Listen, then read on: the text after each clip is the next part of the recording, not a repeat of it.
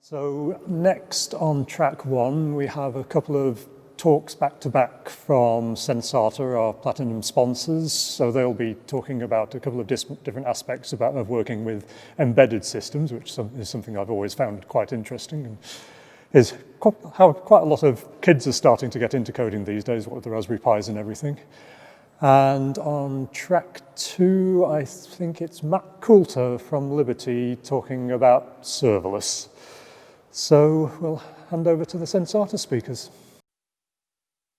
Hi, and today, my name is Lucy, and today I'm going to talk about keeping trucks on the road through data analysis. So, first thing's a little bit about me. So I'm a data analyst at Sensata Technologies, and I've been with them nearly 1 year. So I'm also in my final year of my master's doing data science at University of Georgetown. So I have a keen interest in looking at patterns that evolve using data. And also, since I was a little girl, I always wanted to be a truck driver as I was obsessed with them. So working at Sensata has helped meet both these passions. Not quite the truck driving though. I'm going to speak today on a brief introduction to exploratory data analysis with Python, and we'll use a machine learning model to try and predict the next instance of data. So firstly, just a little bit about Smart and Connected. So it's a service of Sensata Technologies. As it says in the slides, they manufacture sensors which provide actionable insights for the driver and company. So similar to the tire pressure in your car. If your car is modern enough, a little light will come on your dashboard which tells you that the pressure in your tire is low. So similar to this, Sensata also provide actionable insights to both the driver and a fleet manager, educating them and warning them on the health of their tires. So the next slide, we can see an example of some of the data that we collect. So through the sensors and telematic devices, this is a list of the data. On the left, there's an image of the valve-mounted sensor. And just below that, you can see the outline of a truck and all its wheel positions. So for the data example that I'm going to show later on with the machine learning model, we're going to use wheel position RRI, which is the third axle on the truck. So the data is collected from a telematics device, which has been installed on the truck. This is then all pushed to a centralized data store on Azure Cloud. We then use PostgreSQL database running on a distributed and highly scalable infrastructure that allows us to grow our capacity of trucks and devices over time. The data is then fed into Databricks using Spark data pipelines, which is transformed to make it analyzable and ingestible for a machine learning model. So, tire pressure prediction. So for the test vehicle we will be looking at, the data is transmitted to the cloud every 1 minute per wheel axle, meaning that we receive data from a signal wheel position every 7 minutes. It's important to note, although there is just one vehicle, we have 10 separate wheels to look at. So thankfully for this case study, we'll just focus on one. So what are we looking for? The sensor is built with warnings, which are a certain threshold set by the fleet. However, the goal of this, what we want to do, is basically predict what the wheel pressure will be in 1 day or week's time. There's no use having real-time data. We want, because then the accident's already happened, or the incident or the breakdown's already happened. We want to know what it'll be in 1 day or 1 week's time. So if we can see that a certain vehicle is traveling on a particular route every day, and this is affecting the pressure, a fleet manager will be able to prepare for a tire change before an incident occurs, reducing costs in the likelihood of breakdown services, downtime, and potential accidents. So data pre-processing. So usually in data science or data analytics, the pre-processing or data cleansing is the lengthiest, Thankfully, as this data is used every day, we have a function in place that deals with the default values. So default values are whenever the sensor hasn't been able to pick up a certain signal, we get the likes of a default value being like 9999. Or missing values or changing different metrics, the likes of pressure from mbar to psi and date from Unix timestamp to date time, that's all dealt with in the function. So in the images, we can also see the first 5 rows and the shape of the data, which is 32 columns and just over 178,000 rows. So exploratory data analysis is just data visualizations to draw meaningful patterns and insights. So some of the best libraries for visualizations and explorations in Python are Pandas, Matplotlib, ggplot, and Seaborn. So in the top left, we have used the Pandas describe method. This gives us descriptive statistics. like the mean, standard deviation, and max. So it's a really easy and quick way to see outliers, any outliers. Top right, we can see the relationship between different variables. So we can see that there's a positive correlation between the temperature and pressure, which makes sense given the principles behind the ideal gas laws. Bottom right, we see a pie chart showing the no alerts status and low alert status. So low alerts make up just under 5% of the total data for this use case.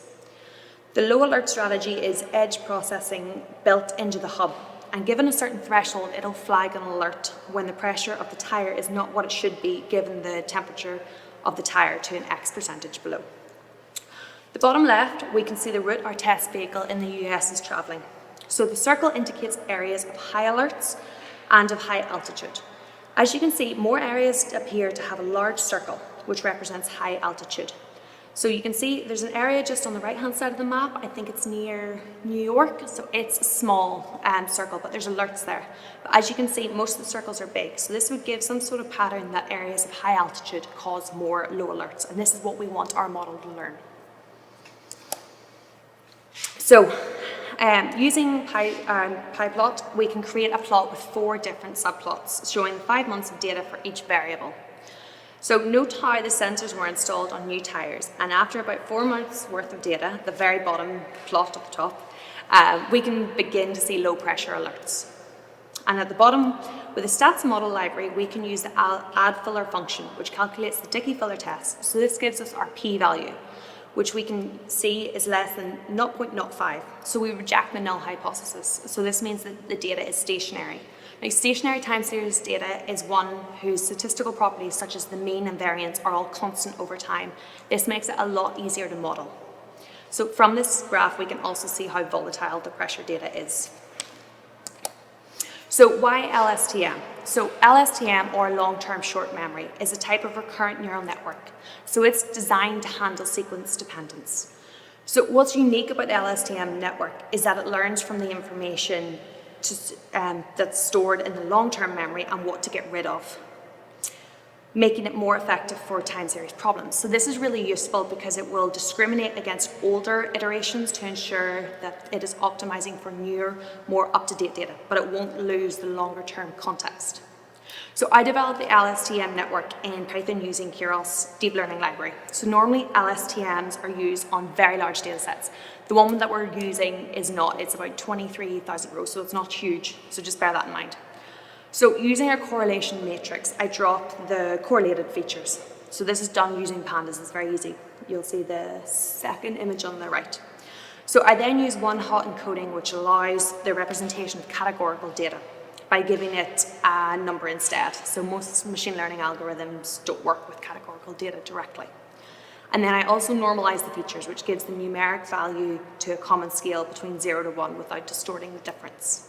So there's a video here just of my LSTM model and the results that we get. Now bear in mind, I made a mistake. I meant to refer to data robot and not Databricks.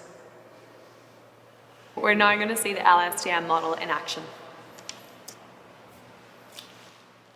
So here we can see the data has been separated into training and test section, where training is the first 4 months and test is the last month. So normally with time series models, seasonality trends would be taken into consideration, but because there's only 5 months worth of data, seasonality trends are ignored. So we'll firstly define the LSTM model with 30 neurons in the hidden layer and 1 neuron in the output layer for predicting the tire pressure. So the input shape will be one time step with 15 features. So we will use mean absolute error loss function to measure the success of the model. So mean absolute error measures the average magnitude of the errors in a set or predictions. So RMSE in a way donates sort of the sum of the distance of individual predicted data points against the actual data points. So the model will be fit for 50 epochs firstly and a batch size of 90. So the epoch is the number of passes of the entire training data set the machine learning algorithm will complete. And the batch size is the number of examples from the training set used in the estimate of the error gradient. So as we run this, we can see the train and test loss during training. What we don't want to see is the test loss dropping below training, as this will indicate the model overfitting. So let's look at the graph. So we can see it's getting there. It's taking quite a lot of epochs in order to come down closer to the training result. What we could do is increase the epochs. Let's have a look at the RMSE.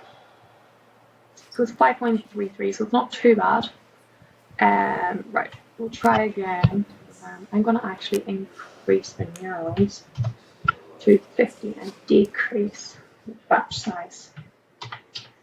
Let's see if that works.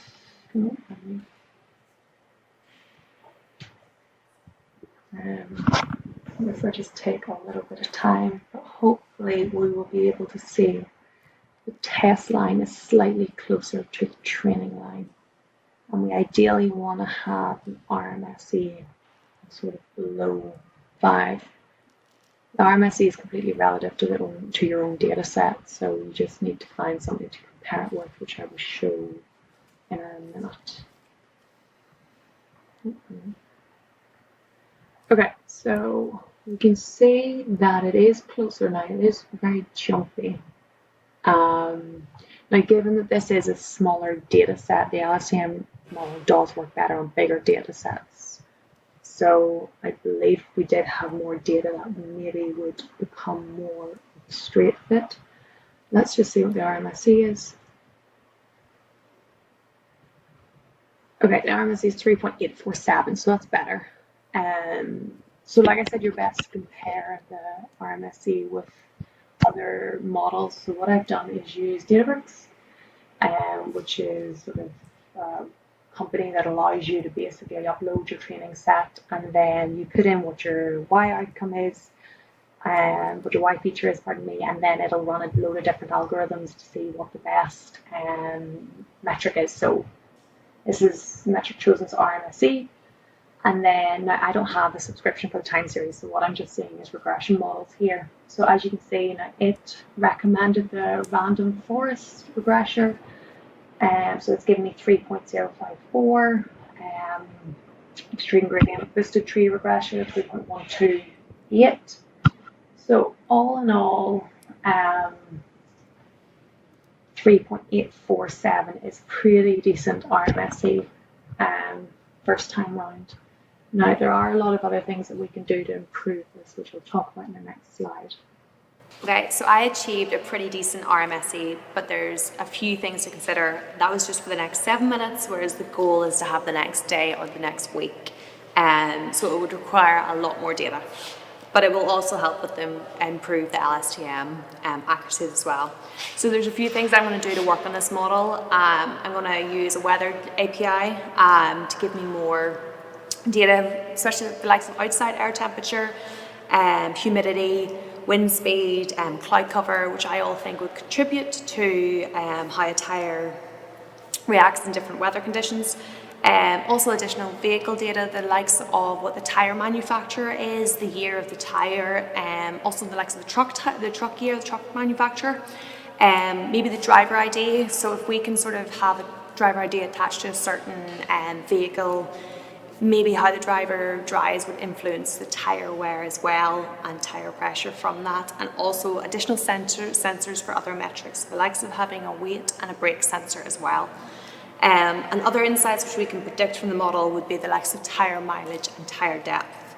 But still a work in progress. But thank you so much for listening.